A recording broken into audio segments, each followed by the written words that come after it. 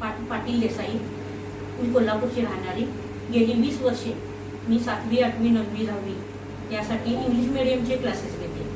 यामध्ये मी 4 सूत्र पाळलेली आहेत: पॉझिटिव्हिटी, आत्मविश्वास, संयम आणि हार्डवर्क. ब्रिलियंट अकॅडमी मार्फत यावर्षी जो नवरात्रीसाठी महिलांचा सन्मान केला गेला त्यामध्ये माझं नाव घेतलं गेलं, त्याबद्दल या अकॅडमीला मी मनापासून धन्यवाद देते.